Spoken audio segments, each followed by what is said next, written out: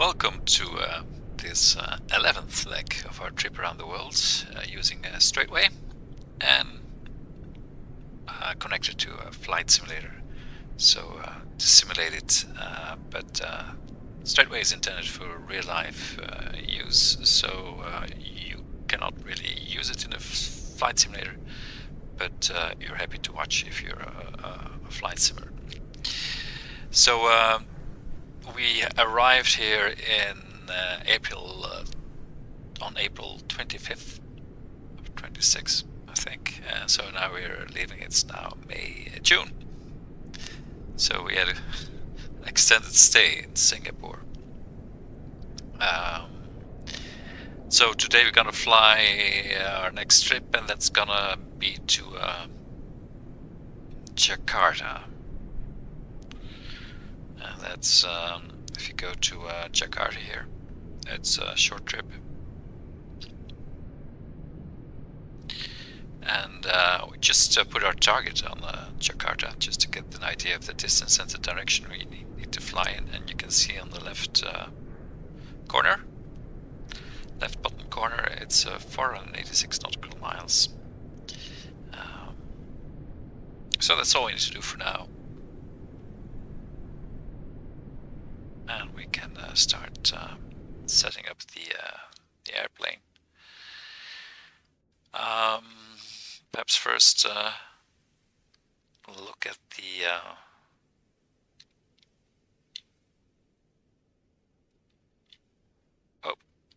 get some up at the weather in Singapore, or well, why don't I just start up the plane, and we can do that while the engine is running. Battery only. It's been 1.5 months that I've flown the plane, so might be a bit rusty. Avionics full on right away. And emergency lights and our backup flight display, because we're gonna go and start up the plane right away. We have enough fuel to burn. So that's put on our strobe, our beacon, and that's all we need to do for the startup. Put in our left starter, remove the guard here.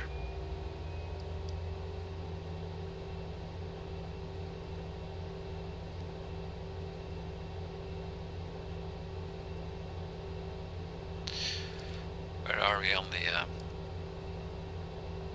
yeah, we're at 20, so we can start up the engine.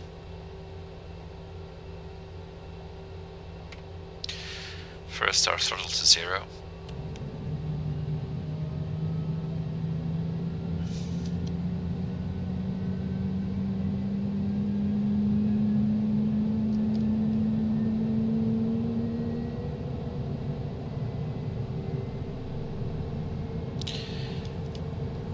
And we got 2-in-1 engine almost.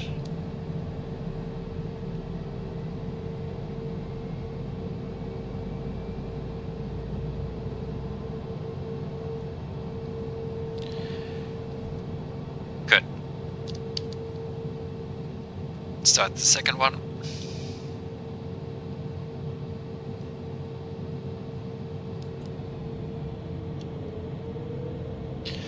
Let it run up to 20 as well. In the meantime, I'm gonna look for Singapore here. Changi Airport. Yep, that's where we are. It's VFR, and we've got 1009 hectopascals. Start up engine number 2.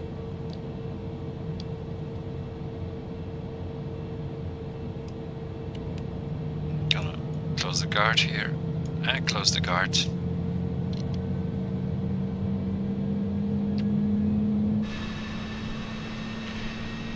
Starting up, and the sun is already setting.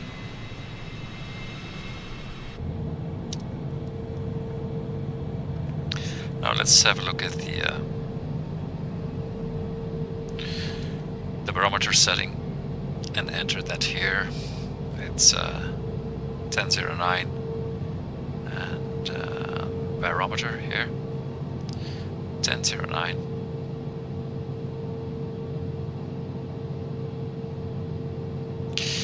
Gonna fly at 41,000 feet.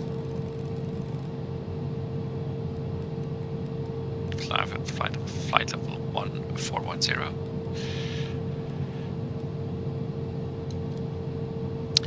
Then our flight level change speed we'll put at 230.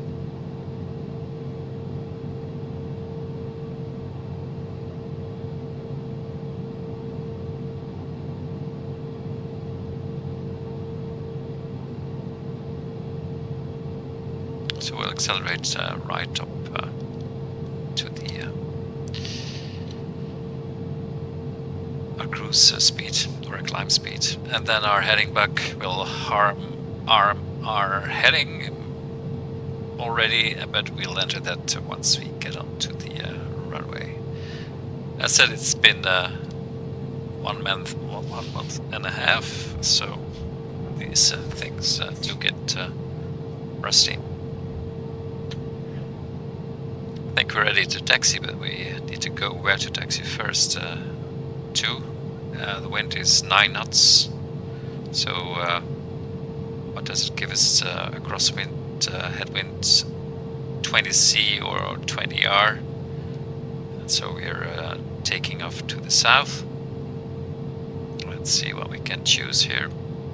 We can actually see that on straightway, our runways. So we get that's center, and that's runway 20 right. It says so. It should say so. There it says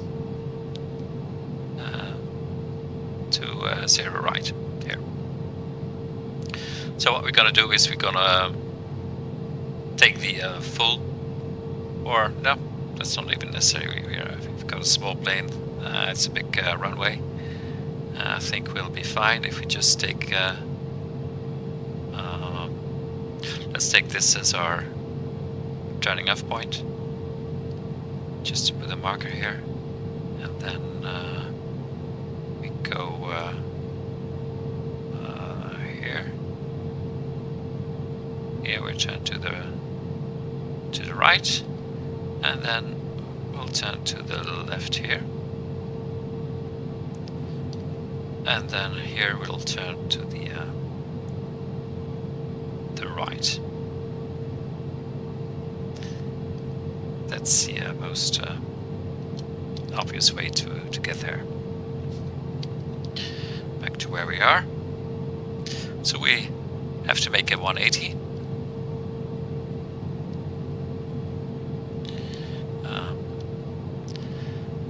Gonna give us some lights. You never know. And taxi. Left lights. Our logo on. And do we have passengers? No, we don't. No belt necessary.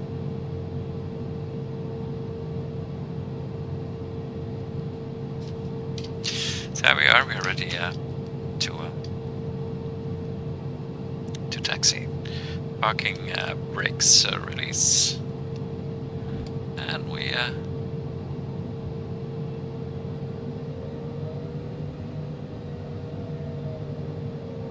now we should. Oh. Yeah. Luckily, you can go right through it. Any ground vehicles in the Flight Simulator.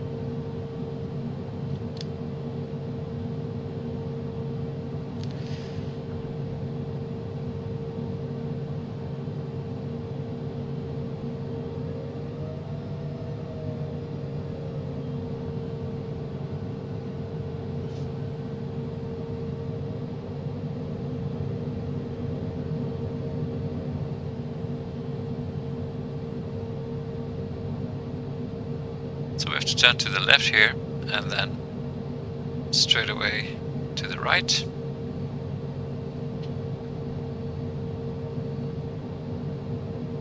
So that must be here.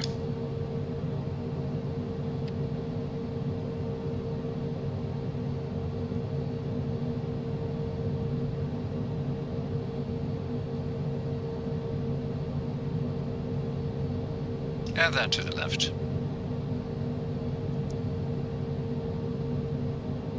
Oops.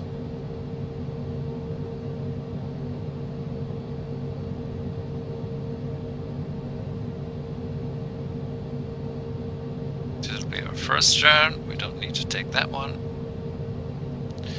We take the second one.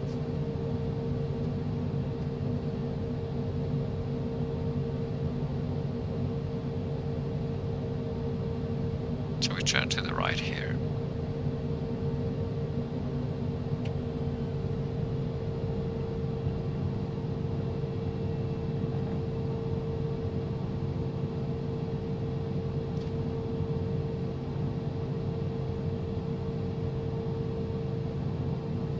And now we're almost there.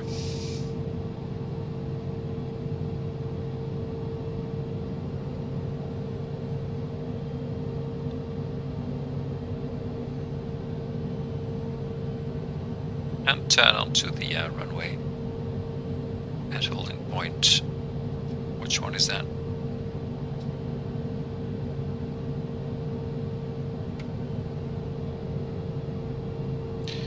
And then we'll stop to do our pre-takeoff checklist. There we are. Brakes on. From our head. I know you shouldn't be doing that, but we're doing that anyway. So our flaps, are they set? We should have flaps 15 and flaps is got gear up. Here it is, flaps 15. So here, flaps 15.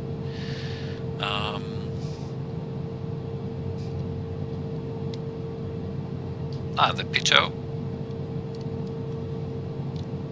heat, even if we are in the tropics, always do that. And then our landing lights and our strobe as well.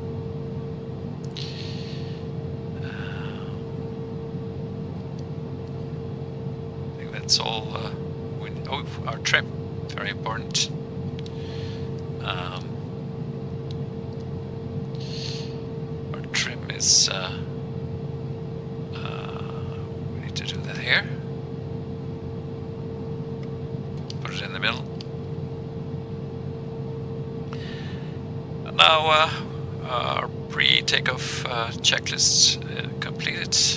Let's get on. Suppose we have clearance. And we'll get on the runway.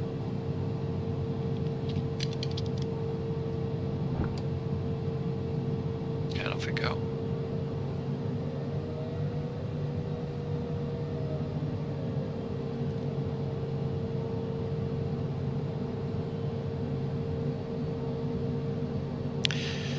We need to set our heading back, so we're gonna make a short stop, but then it's full power.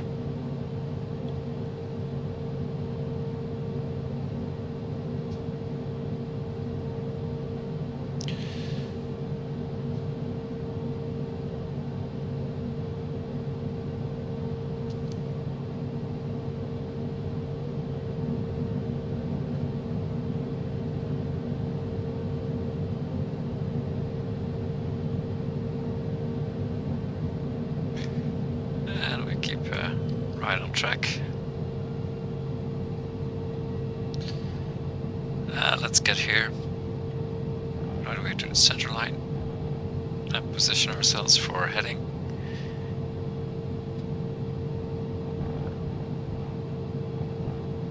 I'm gonna click here. Okay, our heading is set. Heading bug is set. So we're ready for takeoff. Parking brakes release and full power.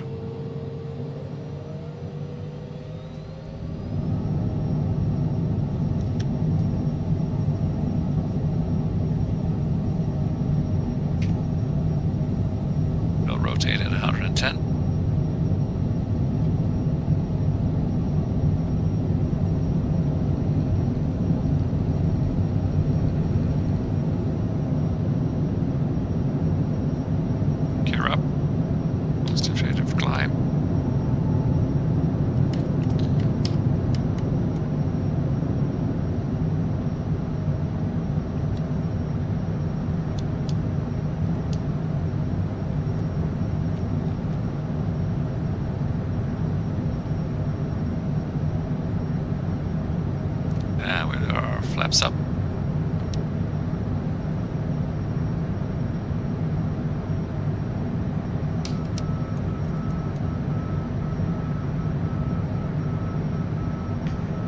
And gonna engage the autopilot. There we are. Time to have a look outside. So we're taking off from Singapore. There is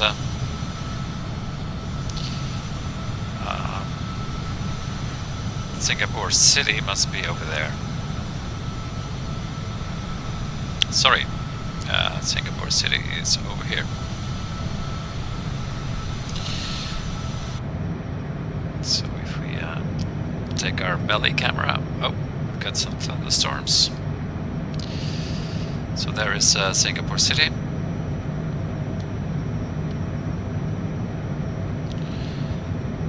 And we have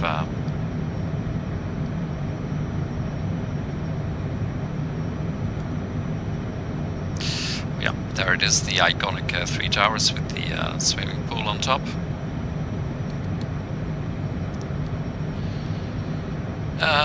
We're going, so they're over here. And what are they called again?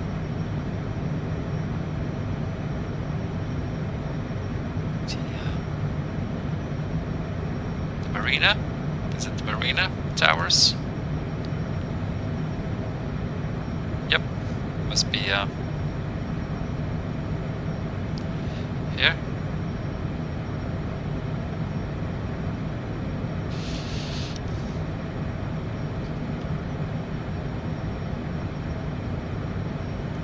So that's Singapore.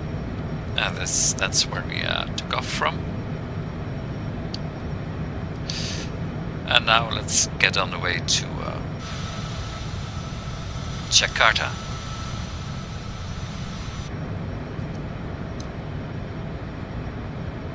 That looks like thunderstorms ahead.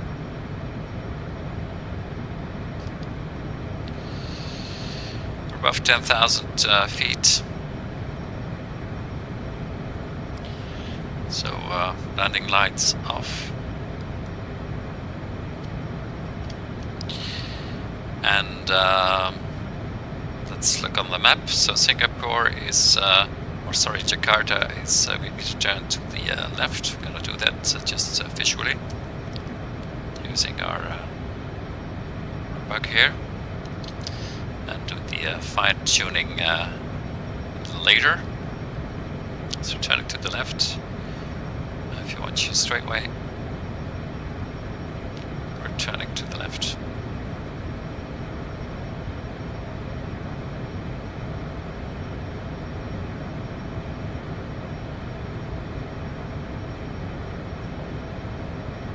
But you're amazed, even in a simulator, how fast you lose your currency, so to speak. Habits, and that's why checklists are so important, which I don't use because I'm not in a real plane. But so we're should be turning to 15. We are at 1770. That's our 2 course, GPS course, according to straightway. We need to turn to 158, so it's 12 to the left.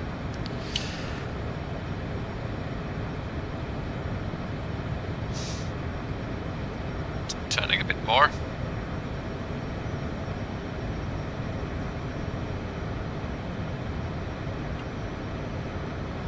And reduce our power to climb.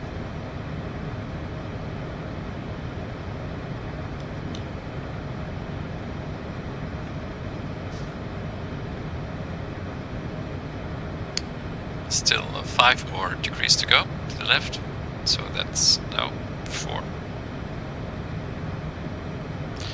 Just let it stabilize. Okay, so 4 to the left, 1, 2, 3, 4.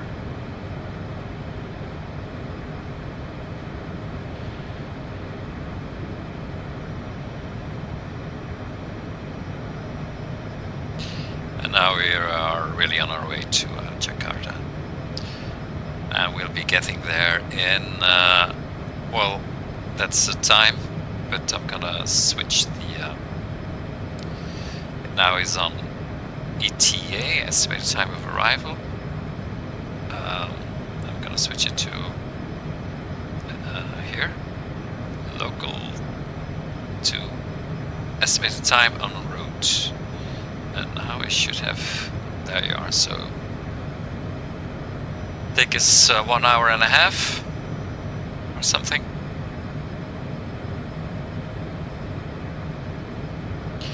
And we're gonna climb to, so where are we? We're climbing out over the, we're over Indonesia right away, I think, yeah. We crossed Indonesia here, so we are already way into Indonesia. Actually, when we took off, we right away entered, almost right away entered Indonesia airspace. And so you can see that we are going straight for Jakarta now. Gonna wait till we reach our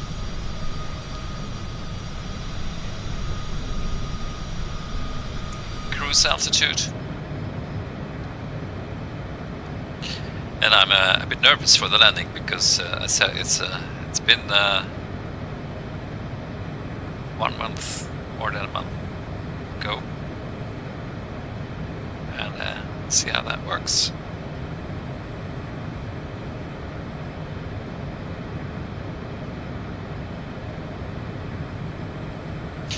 Gonna change to barometric, to standard.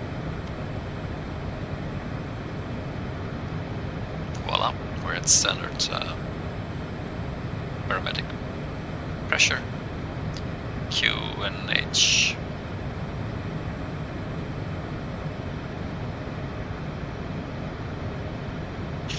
And the Cessna, as always, it's a charm to fly, even if it doesn't have a auto throttle.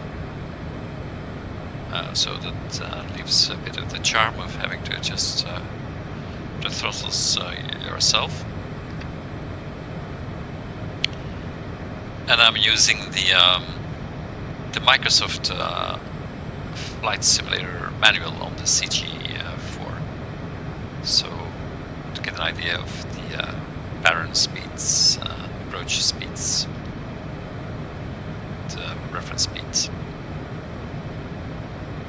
and stuff like that. We're hardly using the flight management system here.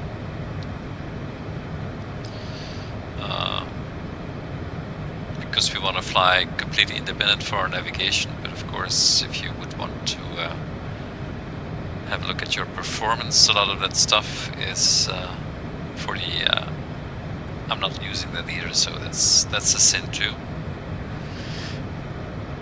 for calculating your approach speed, which for which you need to enter all that information.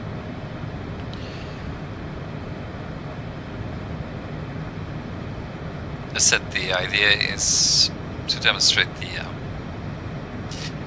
VFR navigation capabilities of straightway.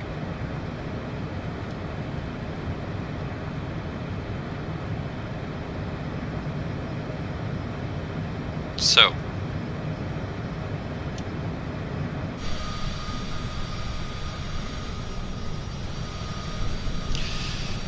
we're not contrailing yet.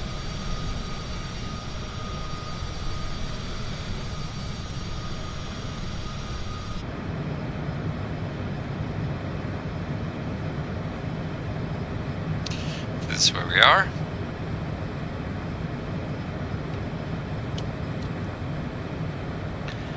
And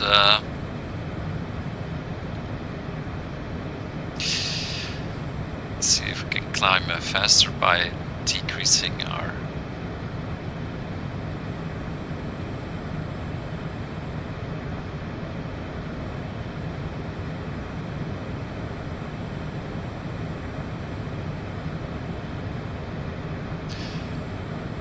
I'm decreasing our climb speed, so our vertical speed shoots up, and that's the idea. So we get faster to flight level 410. Can we get even faster? We're still way above stall speed, so I'm gonna make it Mach 0.5.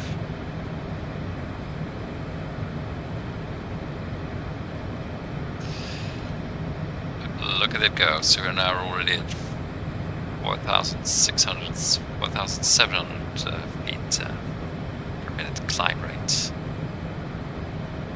which is of course impressive. You can see how steep we well, it's all relative, of course. Doesn't even visually look that steep. Citation, yeah, it's a typical cruising altitude at flight level 400. These small planes, they get away with it because it's an engineering thing. The hull is much smaller than an airliner's, so it's easier to strengthen it against the difference in pressure. So it can also tolerates cycles much better because it can be constructed sturdier in a relative way. So that's why private jets generally have a higher ceiling than airliners. It's because they're smaller, which may sound paradoxical.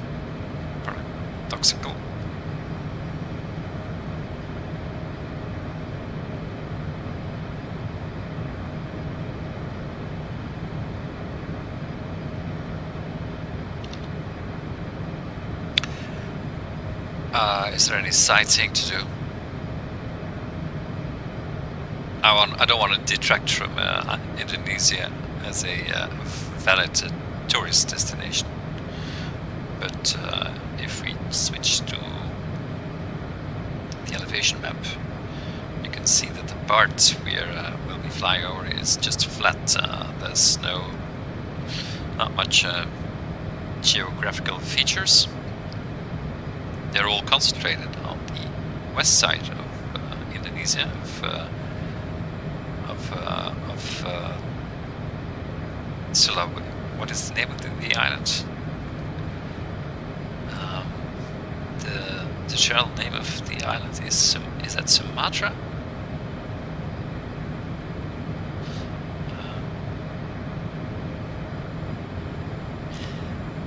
So in the previous trip we flew over the caldera, if you remember. So we flew over this part, which is no doubt the most spectacular feature in Indonesia, making abstraction of the individual volcanoes, perhaps. So we won't be flying over these features, geographical, topographic features. And we'll be landing in Jakarta, which is not much of a challenge either, except for these mountains to the south. But if you see, where are we in the meantime? If you see so this is on the left corner, the bottom left corner is the distance to our target. So they are 22 nautical miles away from the airport, which is not something you can totally ignore, of course, because these are huge mountains. Volcanoes. That looks like a volcano. You see the caldera of the crater? And it's huge. It's 3,000 meters. Okay, we'll do that. We'll plan our arrival once we're at cruise altitude, which is coming up.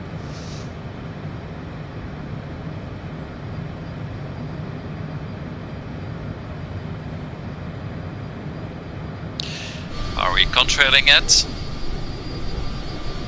Yes, we are.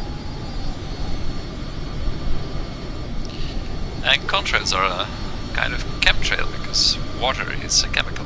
So yeah, you can call them chemtrails. That's not wrong.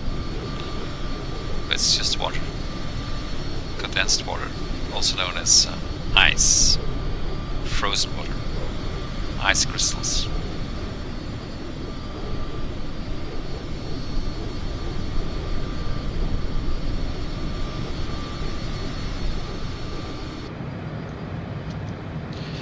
So, pretty soon we'll get notification by the autopilot.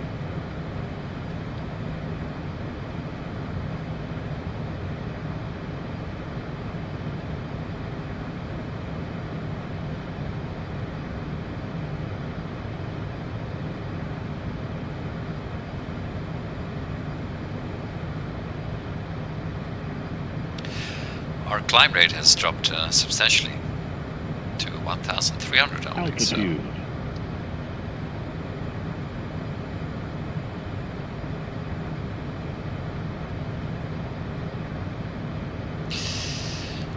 Leveling off, I'm gonna increase because otherwise we'll get to our stall. No, it's not our stall.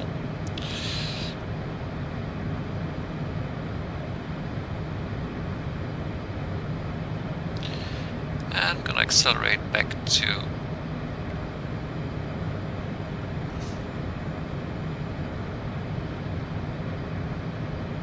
we are now at climb thrust.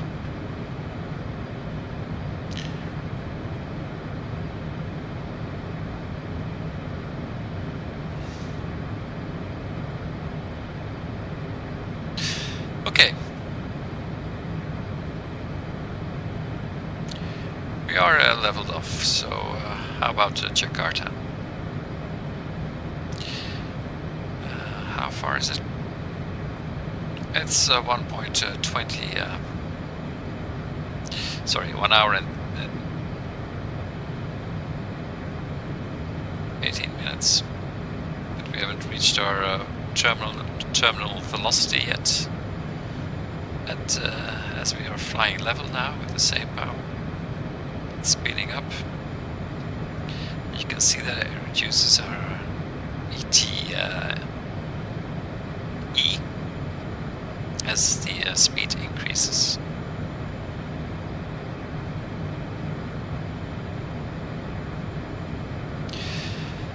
Do a quick cross check with the speed calculated by the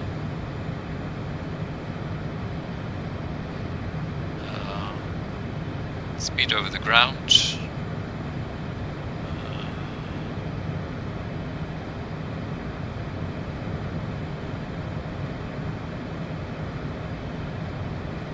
No, we don't have that in the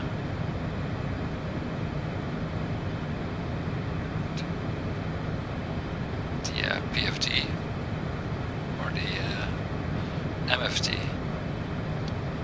But I know it must be in there somewhere. Speed over the ground.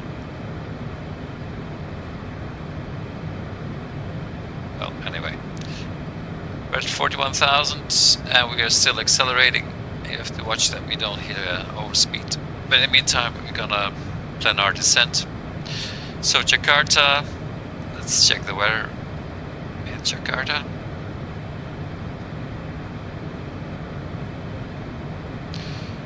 Yeah, it's doing a check.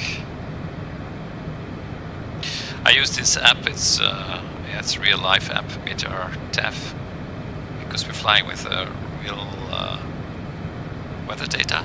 Jakarta. Search.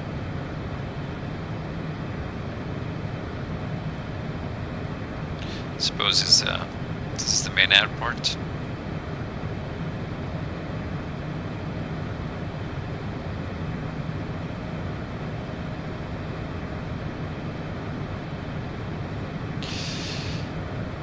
There it is.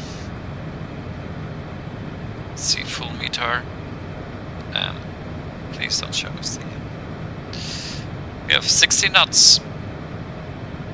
Yeah. We'll be. The wind is blowing for 50 degrees, so we'll be taking what runway?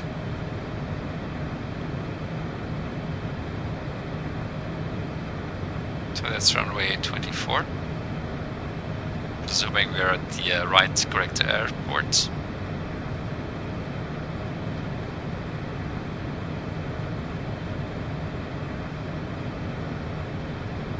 Let's go to Jakarta. Now we gotta switch maps because these are better for showing the airports. I think this must be the one. Yeah. So we'll be landing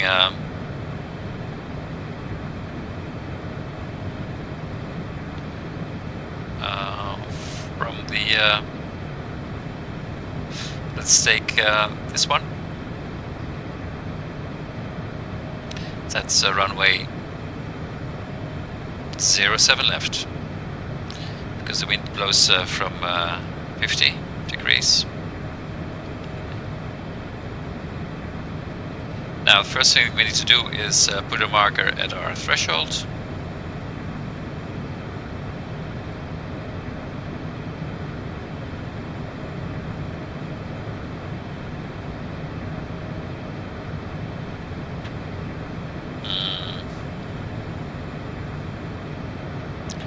Like so. And then another marker at the inactive threshold.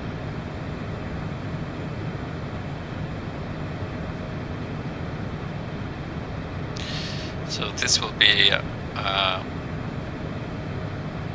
I haven't.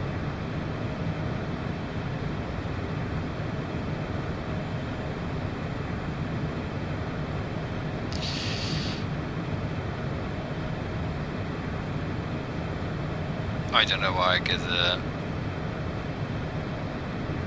there you go. So we are making a little route, and the inactive threshold is our first waypoint, and the active threshold will be our second waypoint. So now we've got a little route of 2 waypoints. And do we need, no, we can fly in circle to land, or do a TME arch, just like so.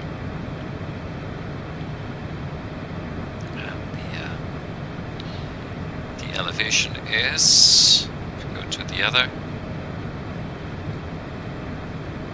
so we need to get the elevation of the airport. If we can find an elevation line somewhere, I think it's sea level. Oh, here's one.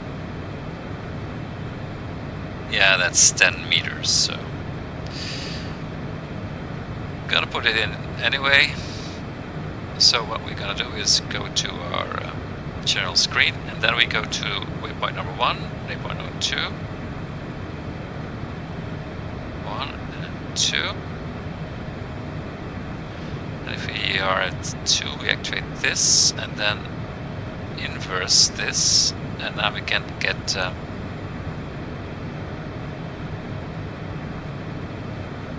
so.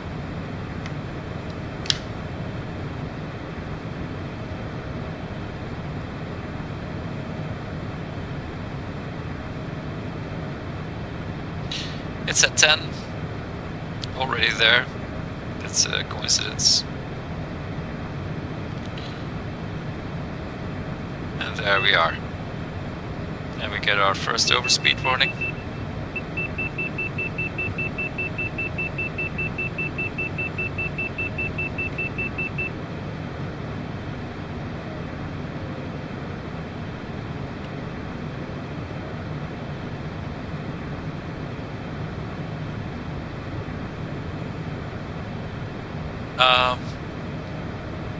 Does it stabilize? No.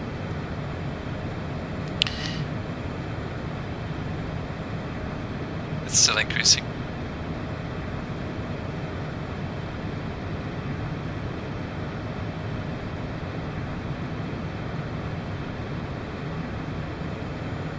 Okay, we're dropping.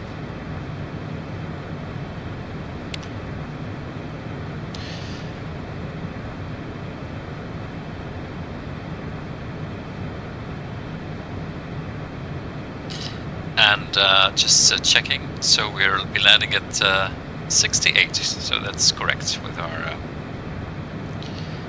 it's runway 07, so it's 68 degrees. So what happened straight away, because we put in the 2 points, by putting in those 2 points straight away knows the two things: the orientation of the runway and also the length of the runway, which is indeed calculated here. If you go back to the you click on the airplane, 11,747 feet. That's the length of the runway.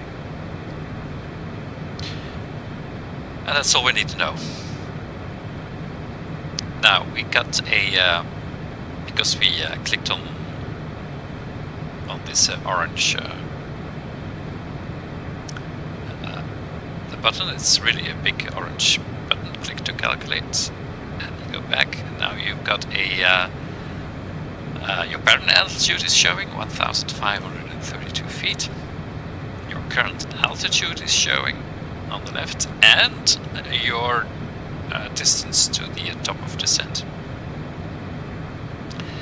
It's 167 nautical miles.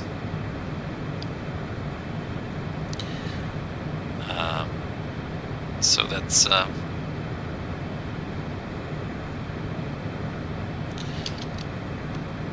still some time to go, half an hour. So what I'm gonna do is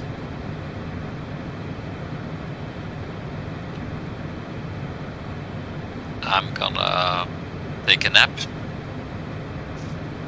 in the back for half an hour. Gonna have some lunch and let the flight attendant take over. Yeah, there's no flight attendant, but just let us fly. So catch you later.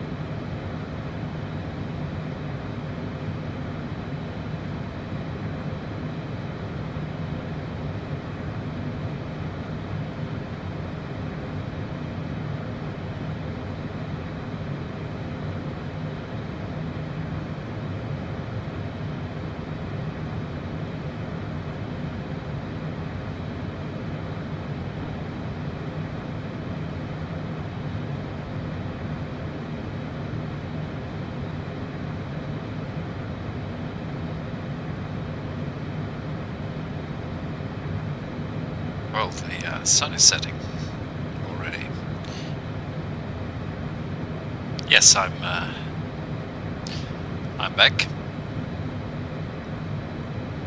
in the cockpit, and well, actually, I was here all the time.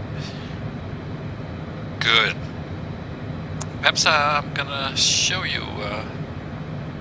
Let's check how we're still 100 nautical miles away from our top of the set. So some time to show you a new feature of Straightway.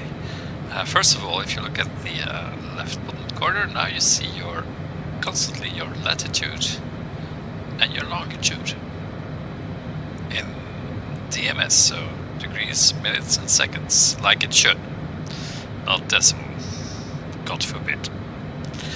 But if you change so the latitude and longitude displayed is always the one of the where the crosshairs are. So in the center of the screen, you see that little, right? You see it better. You see that crosshair. Well, the center of that crosshair is it's that simple. So if you change it to our destination, Jakarta, then you can see our coordinates of Jakarta, or the place in the runway. But you can also, if you click on this little guy here, first of all, it gives the coordinates. It put that in the memory of your phone. So wherever the hold on. So let's say you want to send this to your friend, this place, or your current position. Doesn't matter. Now the crosshairs are on your current position. So suppose you want to send your current position to a friend, just click on the little guy, and then on top it's copied automatically to the clipboard memory of your phone or your device. So you can paste it right away into an email, or in WhatsApp, or in Facebook, or whatever. Just the coordinates, and somebody who receives those coordinates can, if they have Straightway, they can enter them below.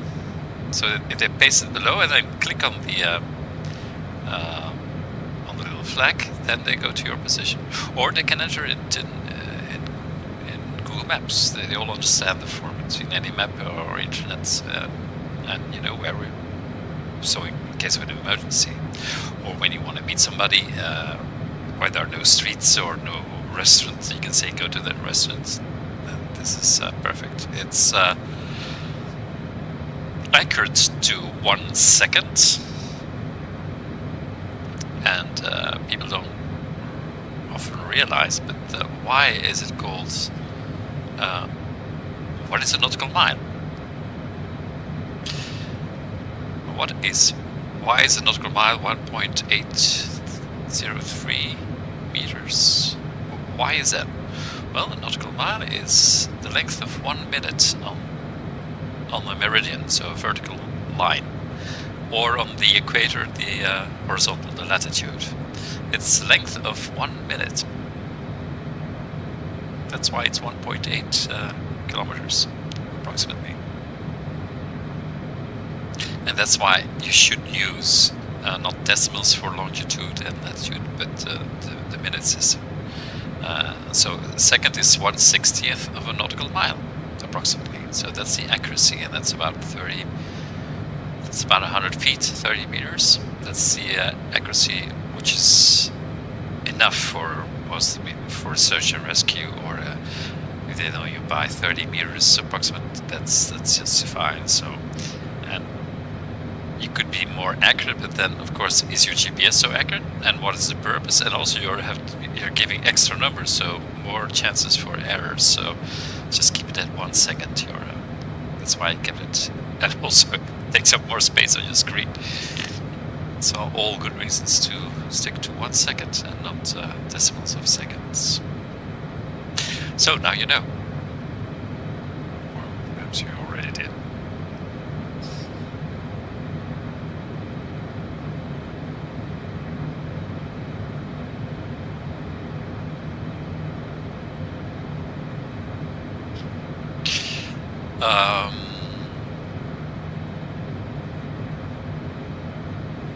examples of what did I put in here? Wichita. So Wichita is, so I put it in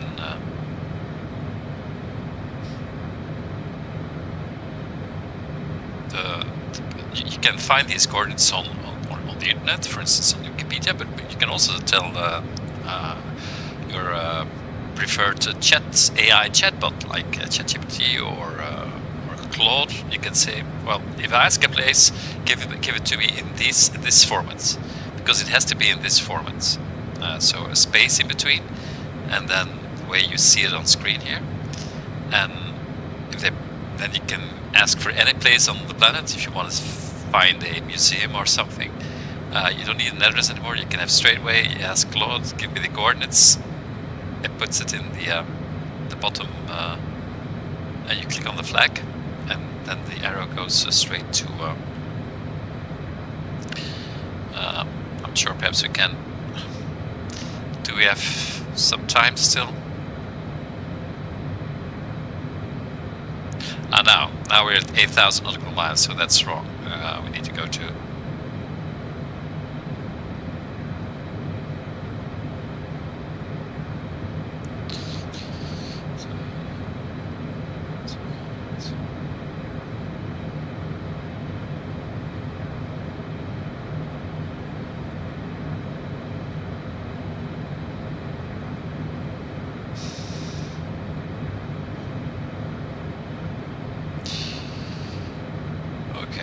This is excitement.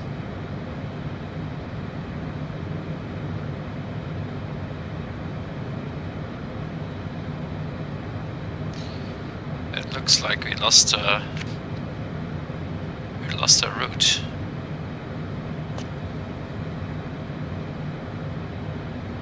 For some reason. So I'm gonna re-enter it.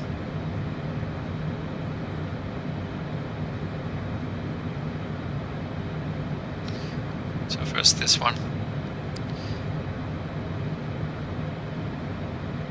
This is our first waypoint, and this is our second waypoint.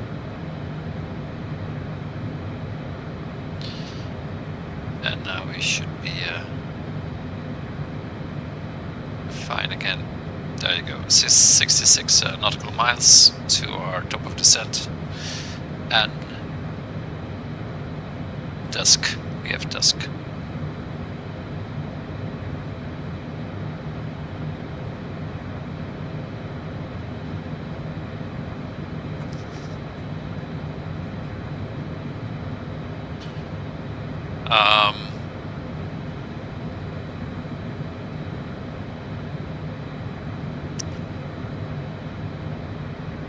Hold on, perhaps I go to Claude and ask it to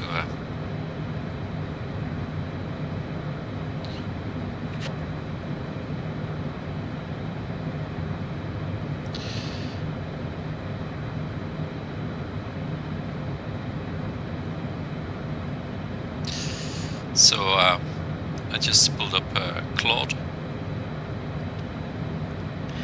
and well, yeah, I can ask Claude any you know, the Sydney Opera House.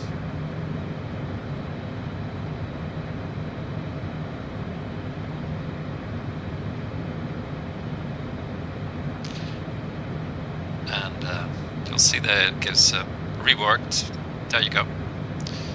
So if you copy that, you copy this because it's in the right format. Copy it, and now you go to straightaway.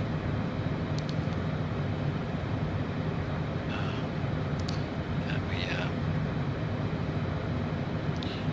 we just put it in here. Just remove this, paste it, and go to it, and you'll see it go. Well, there it is. It went straight to the Sydney Opera House. Australia. And if you, how far is that? So it's a distance of 3,178 nautical miles. We need to turn a bit to the left to get there, and it'll take us 13 hours. Well, 13 hours to get there, but we're not flying straight towards it. So if you would turn, that's your speed made good, your time made good, ETE made good. So if we would turn to Sydney, then that would drop. But we're not going to do that because. Okay, now we want to go back to Jakarta. Just click on 1 and 2, and there we are. So that's what didn't happen. But normally, changing your target shouldn't affect your route.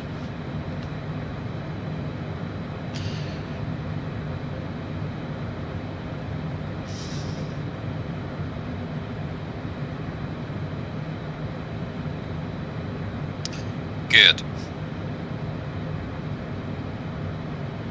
So that's how we introduced artificial intelligence in Straightway. It's limited, but so remember, if you want to, the format has to be right. The format has to be like this. So first your latitude, and that's the normal way how it's standard given. So normally you shouldn't change much. So first your latitude and then your longitude. And then the letters S and south and north and east and west. And that should do the trick. Where are we?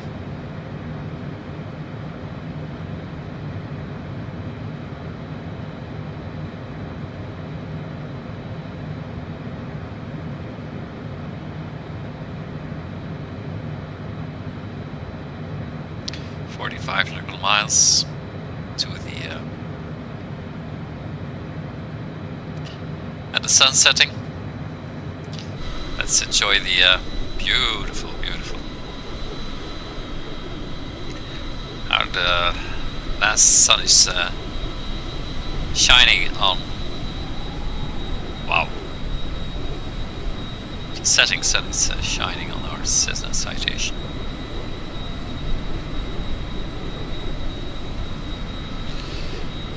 There it is. You can see these mountains just oh, we missed the entire sunset, but doesn't matter, we're on our way. And how's our speed doing?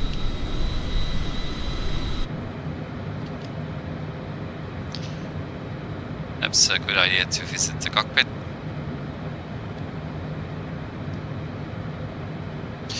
Speed is a bit low.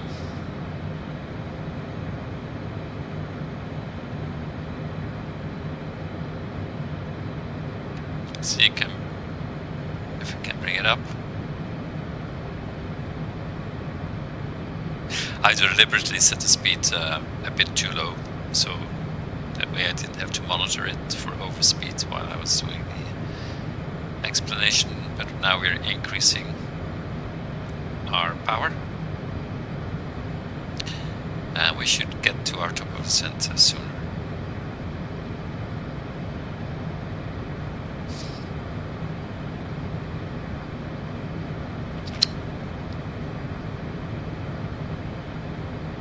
Don't need to do anything.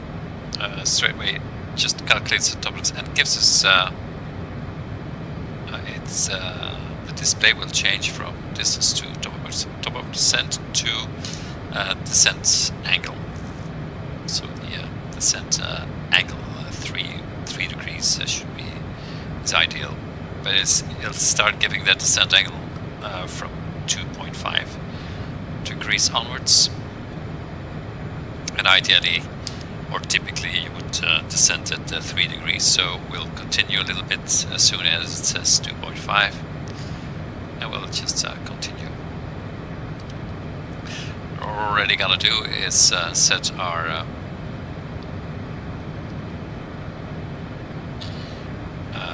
altitude to apparent altitude no restrictions, there's no mountains, we can right away descend to 1500 feet.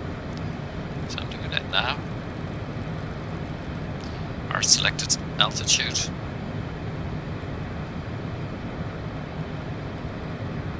Shot a bit.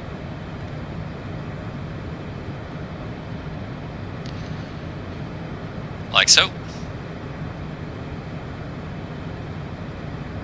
And now we're just waiting for the... oh. That got dark pretty fast.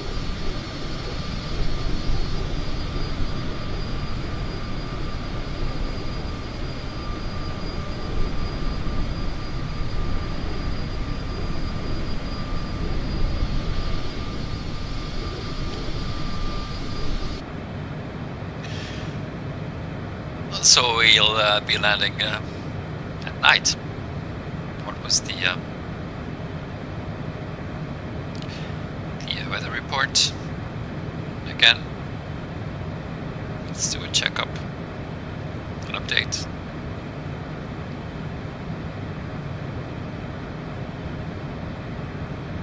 Probably get advertising. Halem. Jakarta, 12 knots and 1010 hectopascal. So we're gonna arm that already in our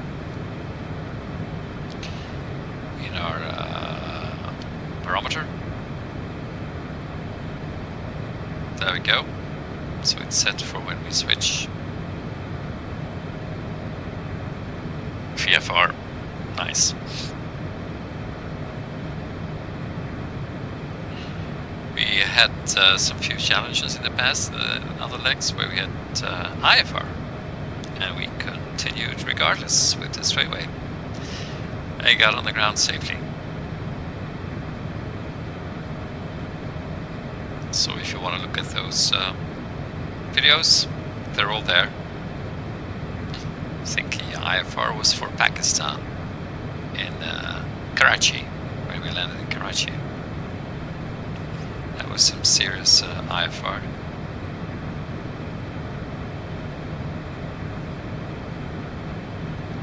Which apparently is the rule over there because of the moisture drifting in from the ocean and the eternally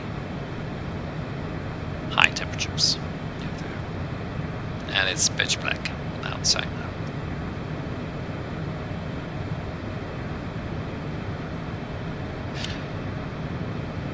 Knots, and it's still 70, and now it's straight ahead. It's head on the wind, so perfect. Let's head over back to straightway. Oh, less than 10 nautical miles to the top of descent. Interesting.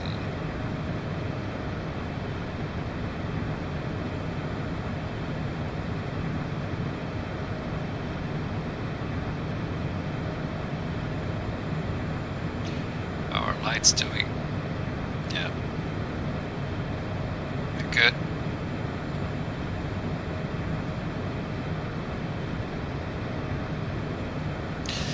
Perhaps I can give us some cabin light. Oh no, that's way above. Yeah, where are they, the lights?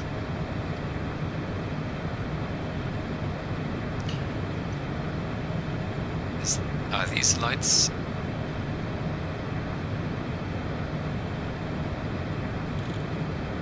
Yeah. Yeah, we got some definition now.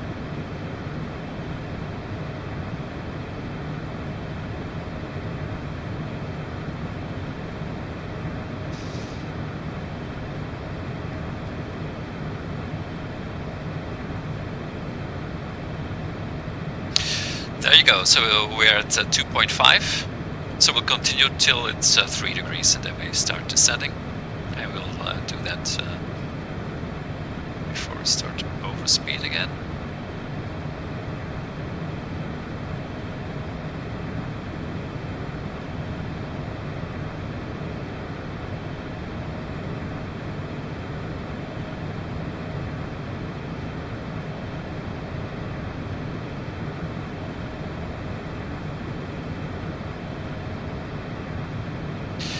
2.6.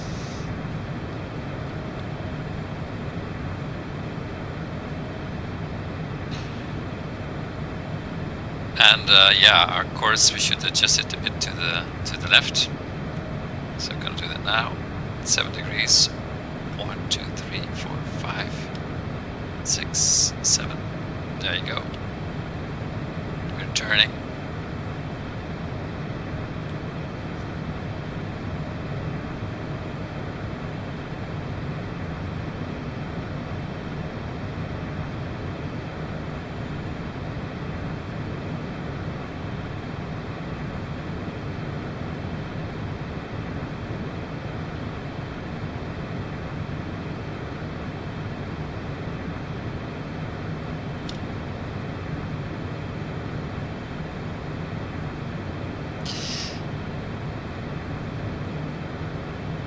So what we're gonna do is once we are it's still 146 nautical miles.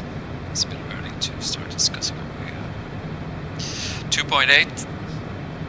We're waiting for 3 degrees, and then we'll initiate our descent.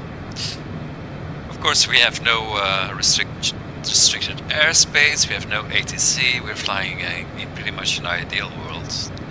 But the idea is to single out every other factor, including how to fly an airplane, like you should, and to focus on the abilities of straightaway when you use it in a real airplane for VFR, of course, not IFR, and not as your primary navigation instrument, of course. Straightaway has not been approved by any authority, any regulatory body, and any other disclaimer you prefer. 2.9.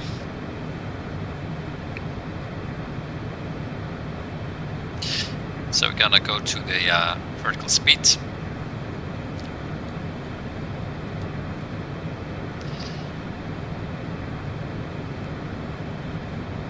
And activated this button.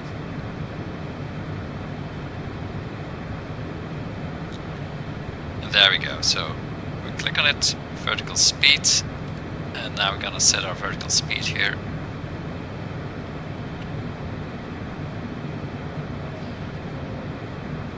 Our descent rate 1500. Straightaway says 2200, so set it to 2200. 2100. Okay, that's fine. And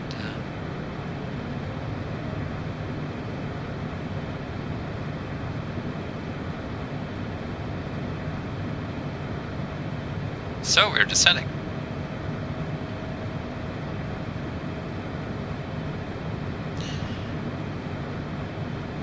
And so 2100 should keep us on the glide slope of 3 degrees. Because the straightaway says you need 2100-ish. And now, what's the Cessna says should be higher, so 2200, because you round it up the number you see in straightaway. You round it up to the nearest 100. Gives a good. So now again.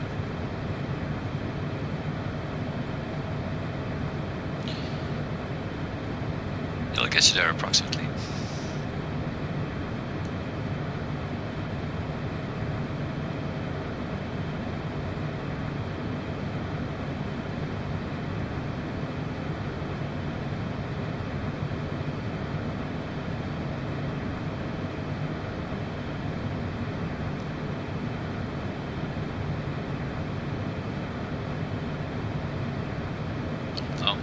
See if I can get some more light here.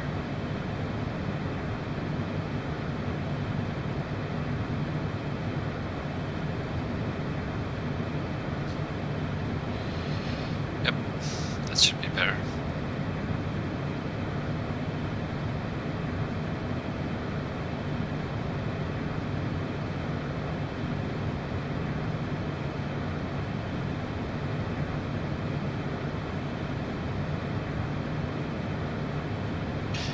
we're still at 3 degrees.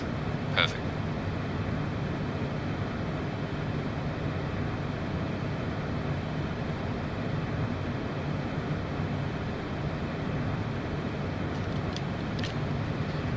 It's pretty dark outside.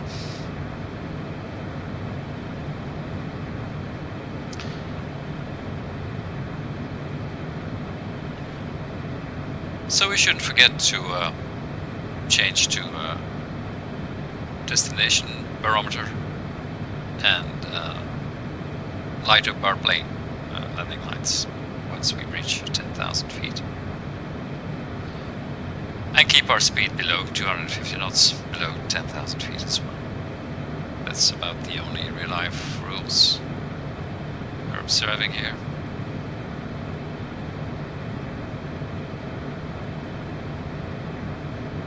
And of course the rules that are inherent to the CJ, the physics of the CJ4,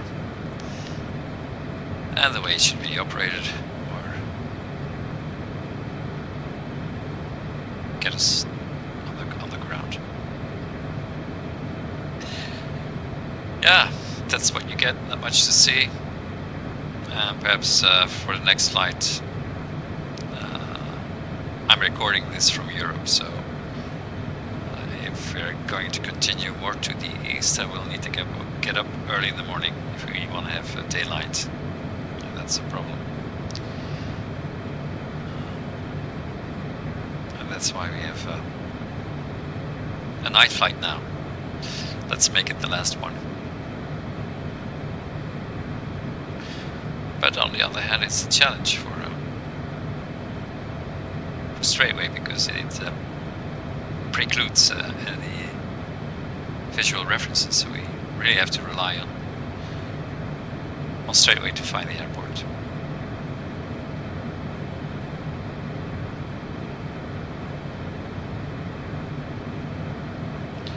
And just checking, we're still.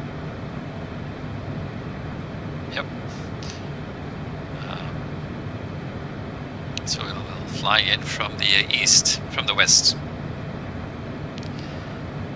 And that's our active threshold, number 2 waypoint. It should be the last waypoint, your active thresholds.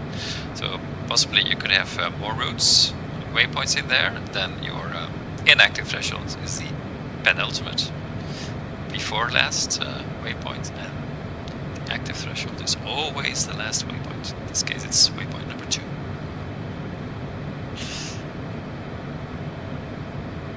And why is it? Because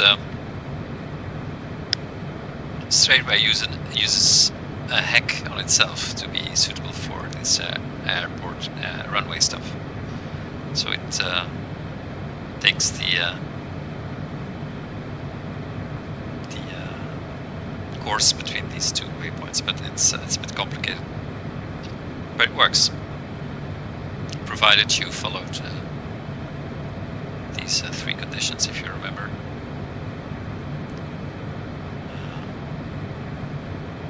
So the conditions were: you need to be at number 2, so the last, not number 1, the last waypoint, then this has to be activated, and then this also, the reversal of the course. So it's the course reversal, it's reciprocal. And if those 3 conditions are fulfilled, then the little airplane appears, and you can do the calculation and click on the orange button, close again, and everything is fine. We're at 2.9, we are descending a bit too fast, so I'm gonna go to 2000.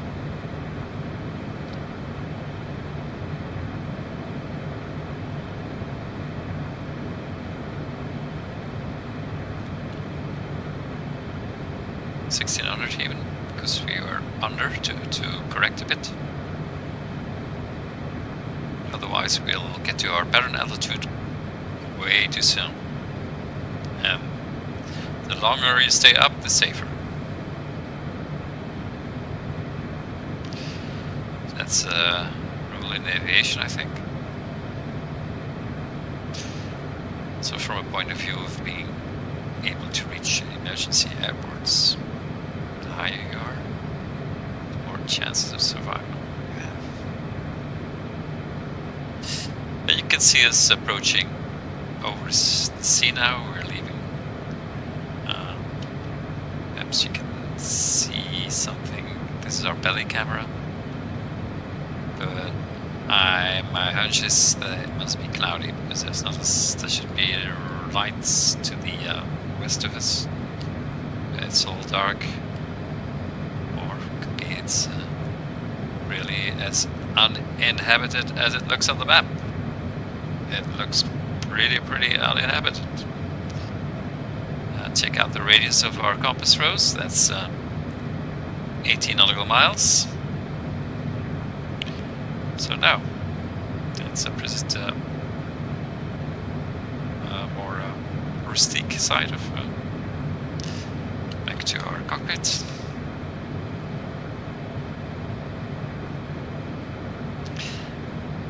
And 1500 feet. Gonna make it to 1400.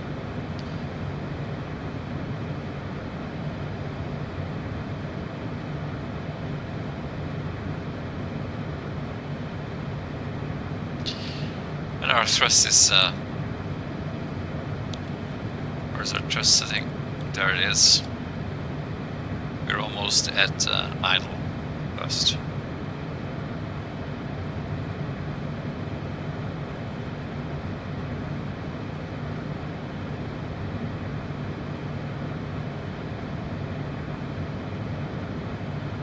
So if you would say we really want to go to 3 degrees, then our descent rate should be substantially lower, like 1000, and then you'll see we'll catch up to the 3 degrees again.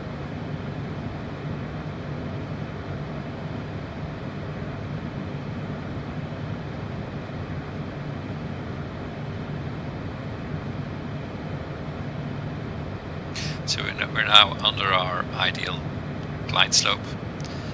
If 3 degrees, you could call that an ideal glide slope. So how to correct that? Just descend at a slower rate than straightway suggests, and then you'll pick up the, there you go, 3 degrees. And back to 1600, 1500. And now we're back on 3 degrees and should stay on 3 degrees. Well, there's no drama if there's a slight deviation. It's just to 22,000 feet, slowly dropping at 52% in our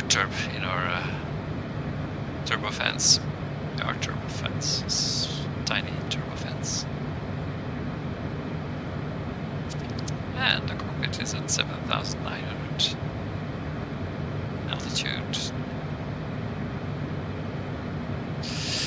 Normally the elevation appears here, but we're not using any of the onboard navigation or the FMS of the citation.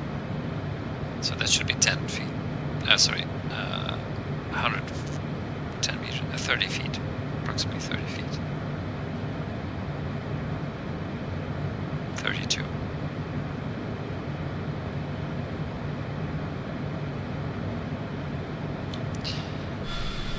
From the outside, there's not really not much to see.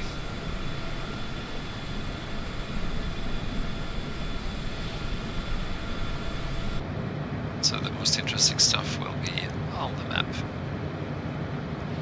And you can see it's very steadily approached the... in 50 minutes we should be on the ground.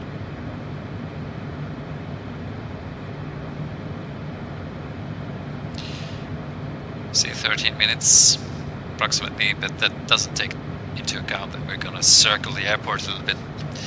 So 66 nautical miles to the threshold, and 65, that's the Magenta figure.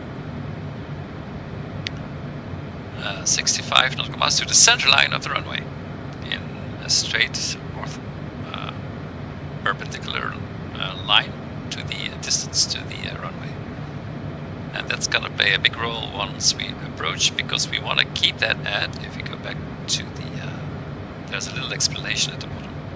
And for this apparent altitude, you're gonna need to stay away at least the Magenta number 5 nautical miles away from the threshold, but we're gonna make that 6 or 7 to be sure. And then when we turn on final, we have a time to stabilize the airplane. So let's say 7 nautical miles, and in this case we'll turn to the right. You can see it visually, so the yellow arrow points to the threshold. So we're landing from the right to the left, from the west to the east.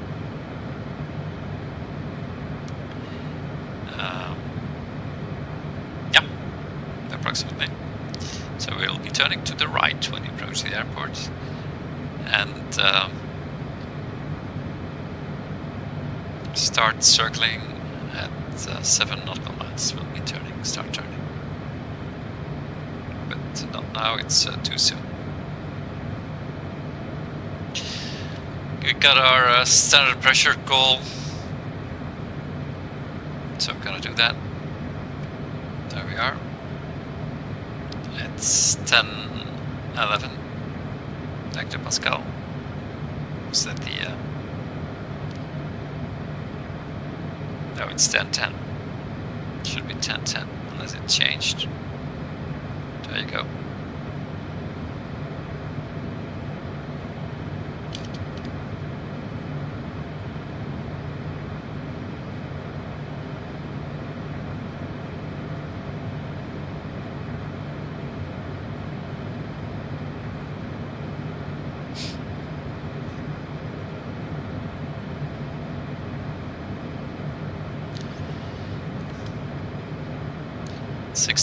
feet, flight level 160. 16,000 feet, sorry.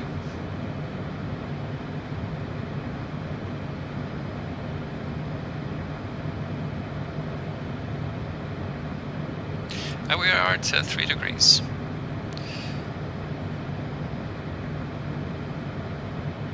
Approaching, descending a bit too fast, so we'll get to our apparent altitude, which is set here in the selected altitude, and the citation will level off automatically. So we don't need to worry. We need to adjust, of course, the flaps and the throttle, and then eventually the landing gear extended, and do all the turns manually. No, semi and manually. So we're going to use an autopilot to fly the parrot, especially at night. But we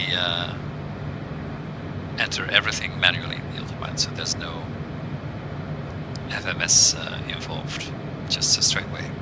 Actually, we'll be interfacing between straightaway and the autopilot. That's a nice way of telling it. That's what we've been doing all along, by the way. And that's how you should use straightaway in an airplane. If you don't have an autopilot, of course, you should interface between the straightaway and your flight instruments and your control instruments.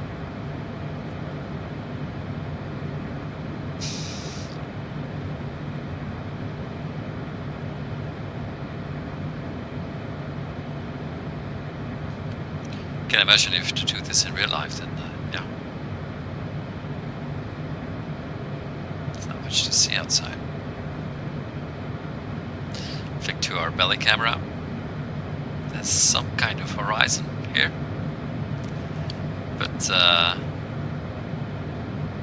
there's some stars out. But for the rest, Jakarta has yet to show itself.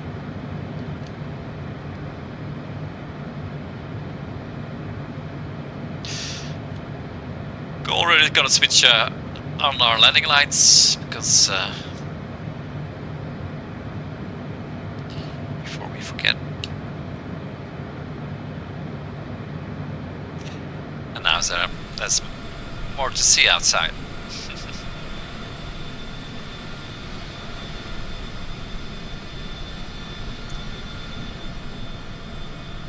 Those are our landing lights. Oh yeah, that's bright. So you can if you change the angle of view, then one obscures and the other one comes into view. That's smart. So if you look straight onto, that means it's going straight to you. If you see very shiny, then you're safe. But if you see nothing, you got a problem. Wow.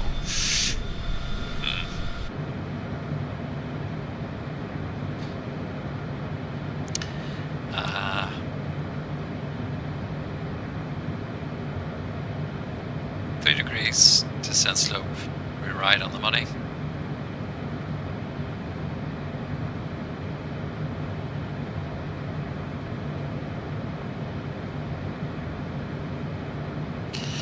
And 35 nautical miles away from the airport.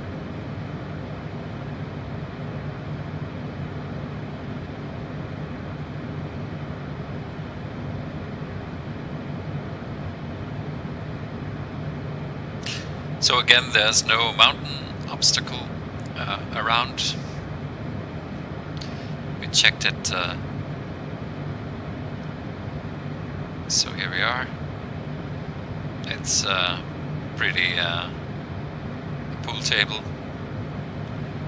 unless of course we get close to here and we have a battery fault. Oops. How come?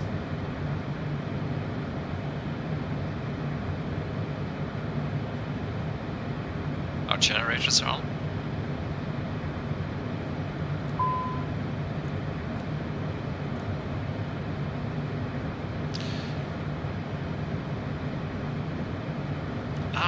Here are batteries. How come our battery was switched off?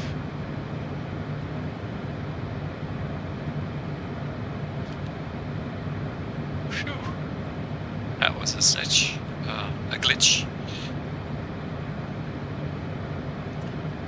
We soldier on regardless.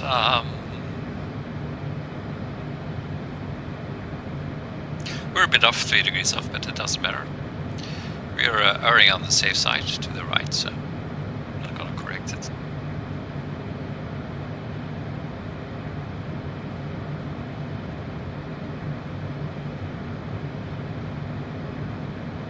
So again, what we're gonna do as soon as we reach, let's make it 10 nautical miles. So as soon as our magenta figure number is 10 nautical miles, or starts approaching 10 nautical miles, we'll turn to the reciprocal of 68, which is 248.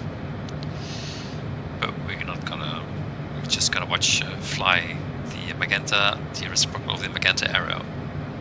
Don't need to calculate it, just do it on sight.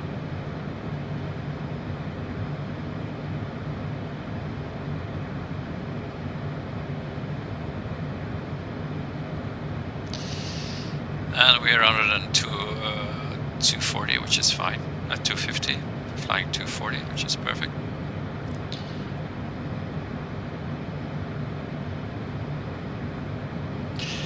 And it looks like we're getting pretty soon at our cruising apparent altitude. Gonna check my pedals before it's too late.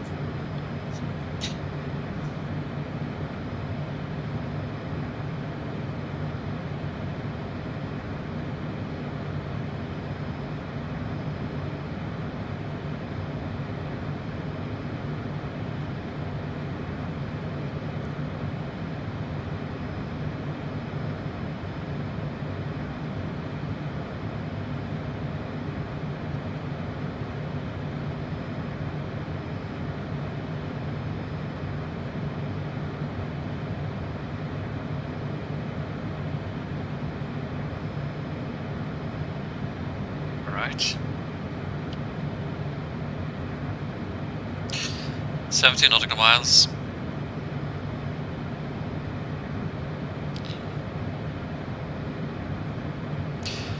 Our airspeed is over the ground is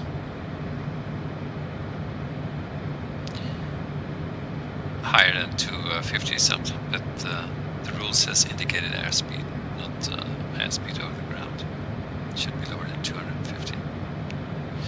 Apparently in a citation it's also because he got these also never exceeds speed tape for 250, and that's because that's when a bird strike can be fatal for a citation. And speeds above that.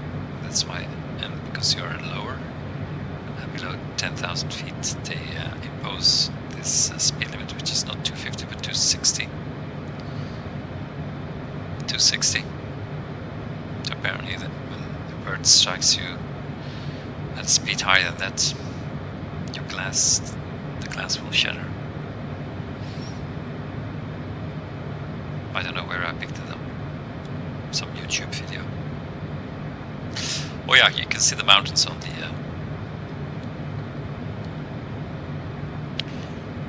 citation relief chart. You're not supposed to watch this, but for mountains, it's always handy. Half nautical miles. I'm gonna change course to the right. There you go.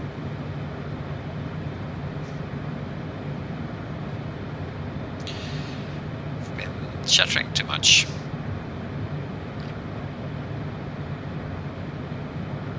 Yeah, we're dropping under a 10. Well, it's no drama.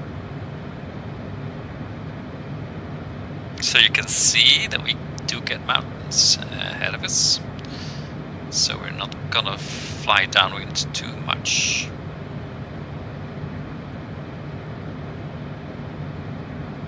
Altitude. Altitude.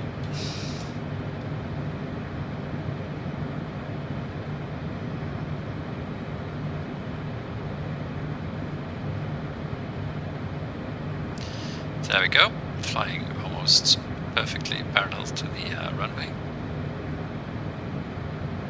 but in the opposite direction as planned. Let's keep a close look on those mountains. We'll continue our downwind.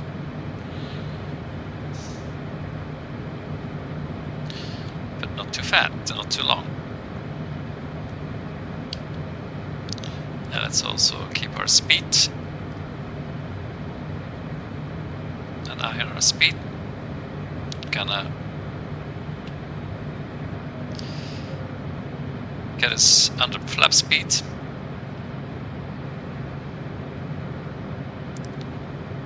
And we get a descent angle for the approach, which is too low. That's why we are red. So as soon as we're drastically going under our flap speed,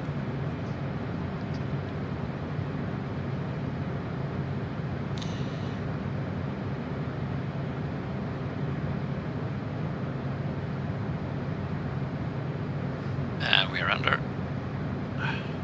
What's going on? Looks like we have some glitches. Up flaps 1.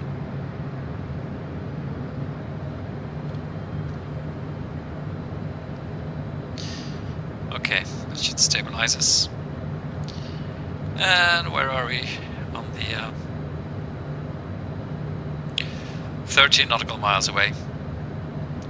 And we'll start turning. Oh, look, we finally got some lights.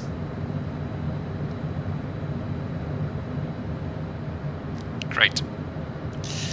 Well, we're at 14 nautical miles away. We can start our turn to the left. So, on left base. There we go.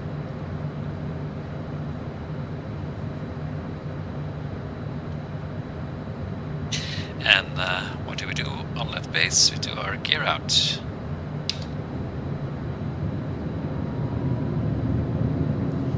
Can you see our gear coming out? Yeah, you can. Gear is coming out. Perfect. We got 4 greens.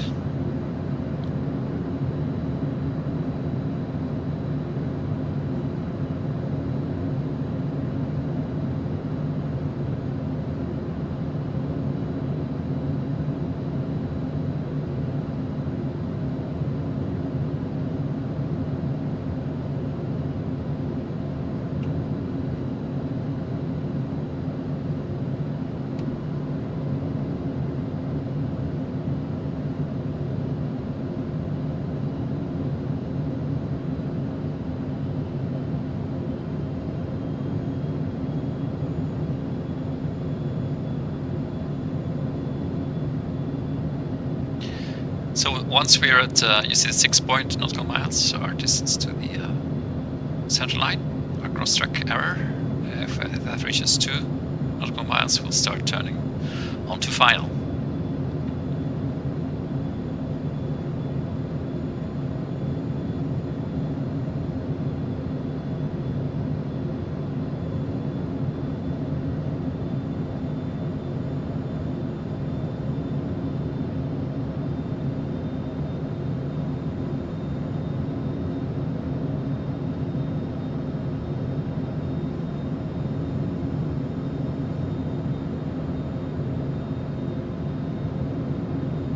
So the airport should be on our left somewhere. Look at our belly camera. That's the outskirts of Jakarta. 3.8. Our speed is below flaps 2's flaps 30 speed, so we can change directly to flaps 30 when needed.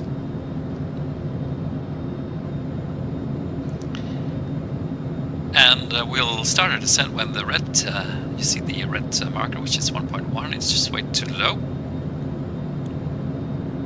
Follow with first turn on final. So we do it in steps, so we don't descend and turn at the same time. You can do that in daylight, but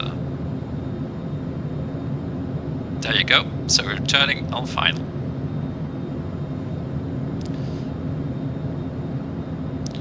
Not all the way.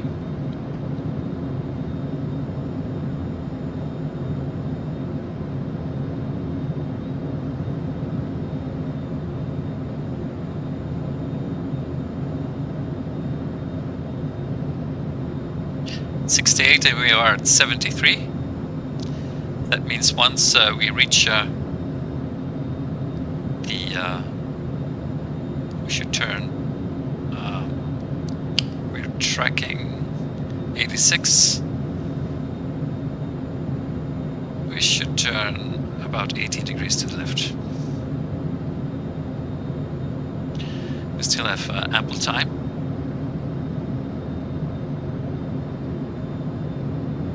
Speed is good.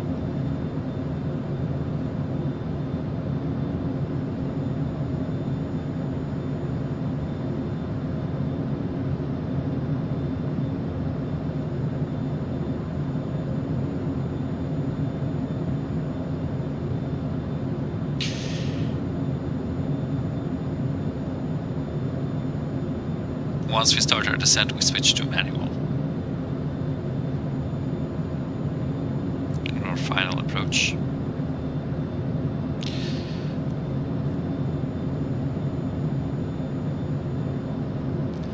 Gotta turn a bit already.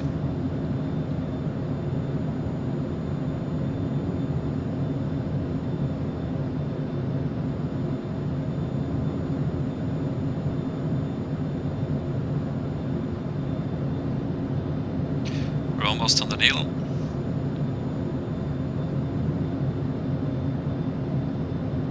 There we are. We overshot a bit.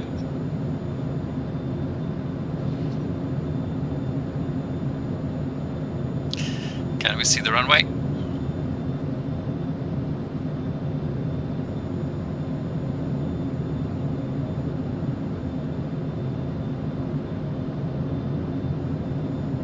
Right on track for the runway. Okay, this should get us very slowly onto the center line, onto the needle.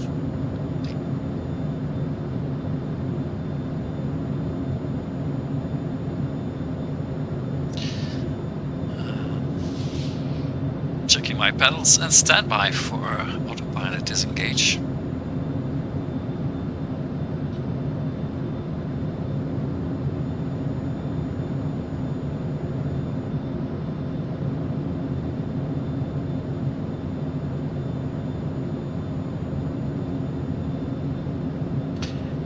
Runway is 6 nautical miles away. There it is. You can see the runway.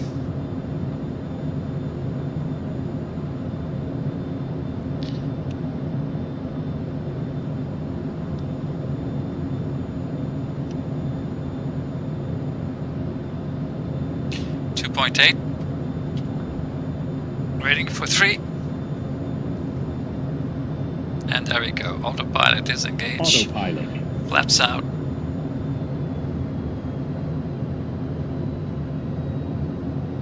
And it just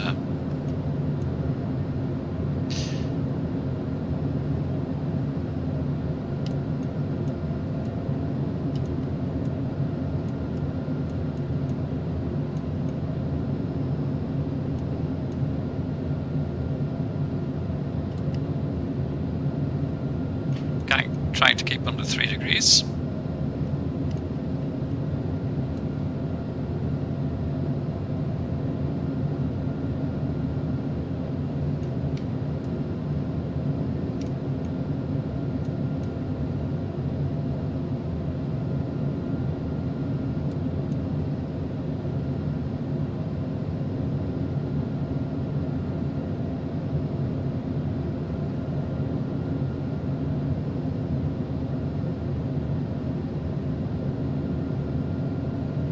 Speed is good.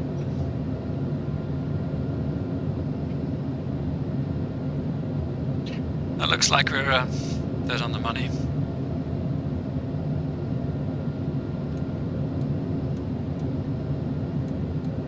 I'm trimming the plane all the time.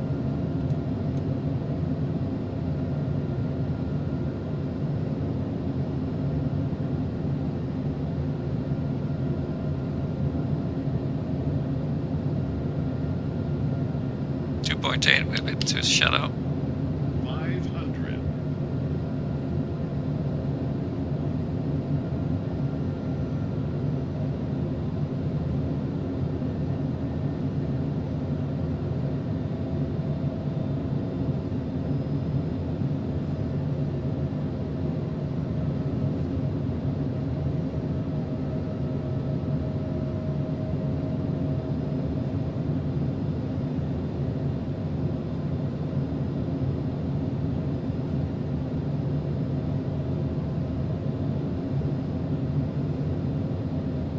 A bit off center.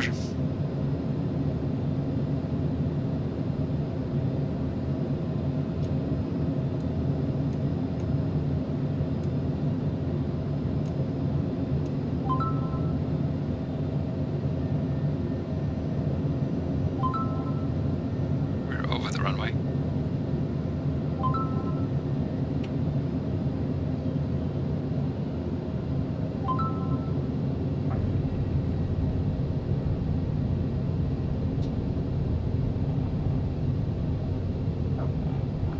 And there's no thrust reverse on the citation. So welcome in Jakarta. Night arrival. And I think we need to turn to the right, and then we'll check a straightaway. If we see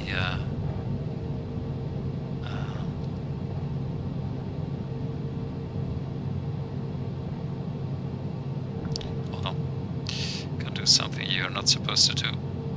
Oh, we need to continue all the way.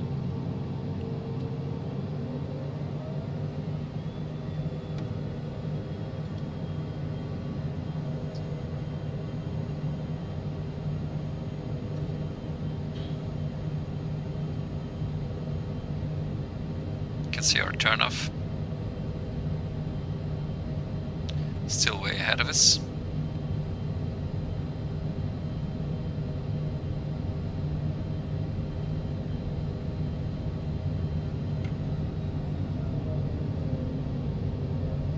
There it is.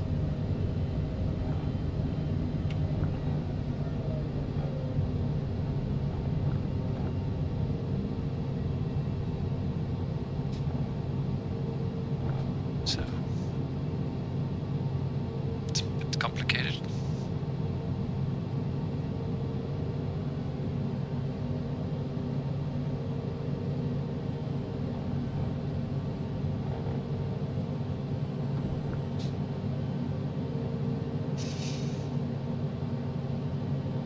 Still on the runway.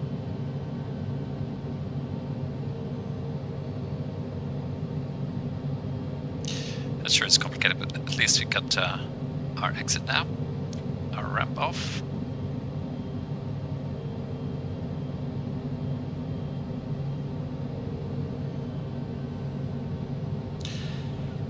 Get ourselves off the runway, which is right here, I suppose. What is this?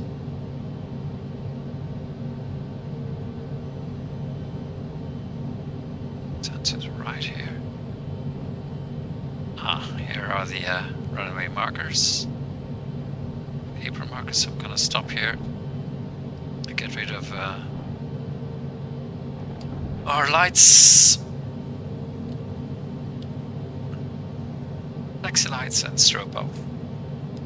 There you go. And let's have a look where we're gonna park. Let's make it the general aviation here somewhere. Could get to this point. That would be fine. So straight ahead.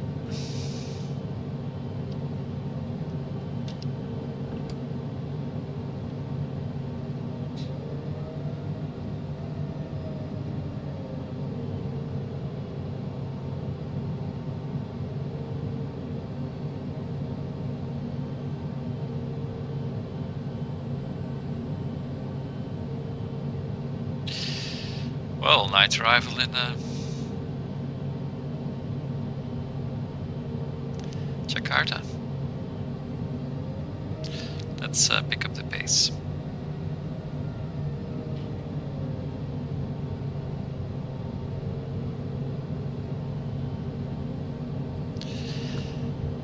And we are really in uncharted territory. Here is the our yellow line again.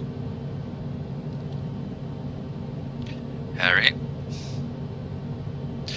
But we're right on the... Just checking straight once in a while, and I think we gonna reach first the terminal here. Why don't we follow a line here to the right, and let's see how that works out.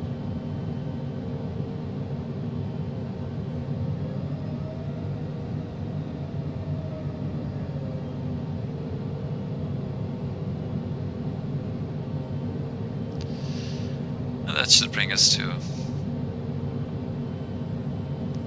some kind of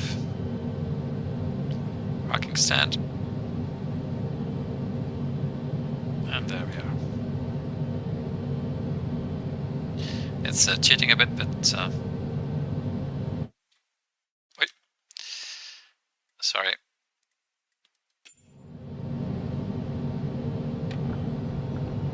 There we are. Overshot. Because of all of this. Well, we made it. So here we are. We are even have a airway. Here we are in Jakarta. So we arrived safely, thanks to straightway. Yeah. Don't do this at home, I say. But hey, if you are in a real airplane, a pilot, and you have a problem with your navigation systems and you happen to have a straightway on your phone, it sure is better than having nothing at all. I'm sure you will agree with that after this 2-hour flight. So, looking forward to see you for our next leg on our tour around the world with using straightway. Bye bye.